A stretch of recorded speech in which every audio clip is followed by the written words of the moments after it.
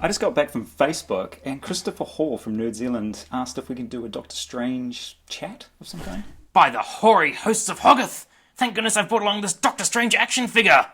When you're strange, faces come out of the rain.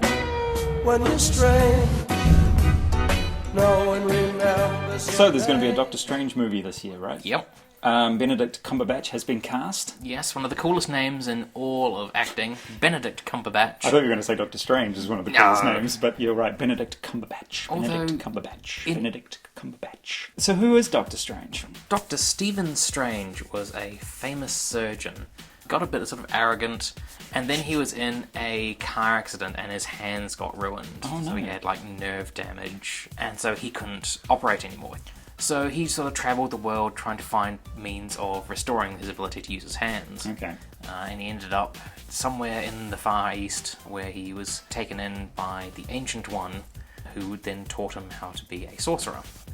And so Stephen Strange would become so proficient that he'd become Earth's Sorcerer Supreme, which is the ultimate magic wielder of the earthly dimension. Makes sense. Yeah. Teach me. Created by Stan Lee and Steve Ditko. Yep. Ditko? Created by Stan Lee and some other guy. And the other guy. Who very famously did the initial run on the Spider-Man solo series. Okay. So these are two top-flight creators at the height of their powers, and they really went in a very different direction from pretty much any other Marvel character at that time. In the comics, Doctor Strange has really sort of been very much the touchstone for the supernatural side of all the Marvel Universe. He has his Sanctum Sanctorum, which is his base of operations in Greenwich Village. Yeah. He's the magic guy. That's kind of who he is. Yeah. I summon forth the shielding powers of the Vishanti!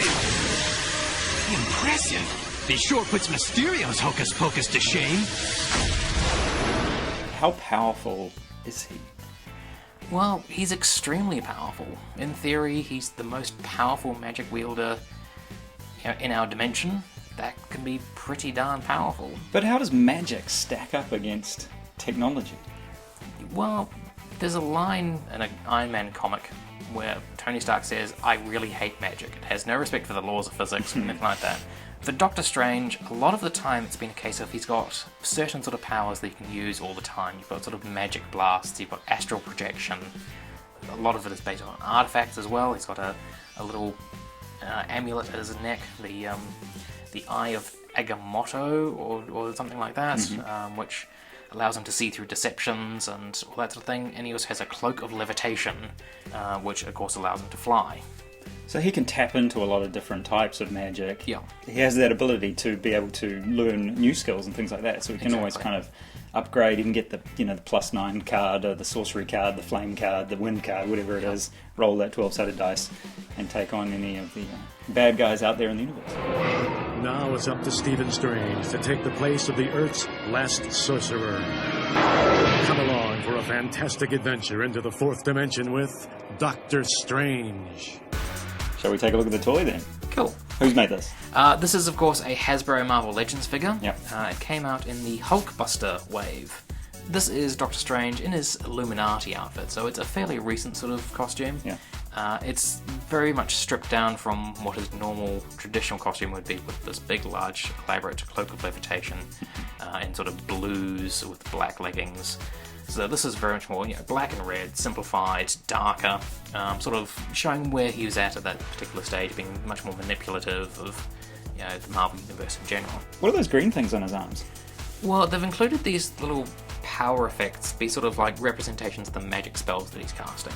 It's a nice little thing to be able to have, just an extra accessory, particularly for someone like Doctor Strange, who you can't really just have him punching people. He casts spells rather than getting into physical fights.